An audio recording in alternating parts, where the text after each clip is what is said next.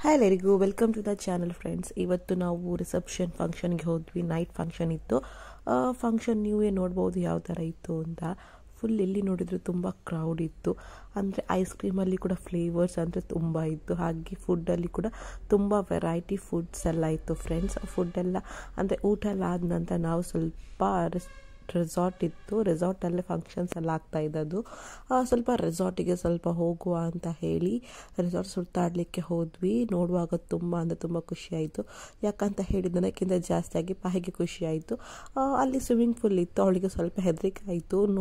ಯಾರಾದರೂ ಏನಾದರೂ ಹೇಳಿದರೆ ಅಂತ. ಅದಕ್ಕೆ ಸ್ವಲ್ಪ ಮೆಲ್ಲ ಆ ಕಡೆ ಈ ಕಡೆ ನೋಡಿ ಎಲ್ಲ ನೀರನ್ನು ಮುಡ್ತಾ ಇದ್ದು. ಫೈನಲ್ ಆಗಿ ಪಾಹಿನಂದು ಕೂಡ ಒಂದು ಫೋಟೋ ಎಲ್ಲ ಕ್ಲಿಕ್ ಮಾಡಿದ್ದು. ಫೈನಲ್ ಇದು ನೈಟ್ ಲಾಸ್ಟ್ ಹೊತ್ತಿಗೆ ನಾನು ಕ್ಲಿಕ್ ಮಾಡಿದಂತಹ ಒಂದು ವಿಡಿಯೋ ಆಗಿತ್ತು ಫ್ರೆಂಡ್ಸ್.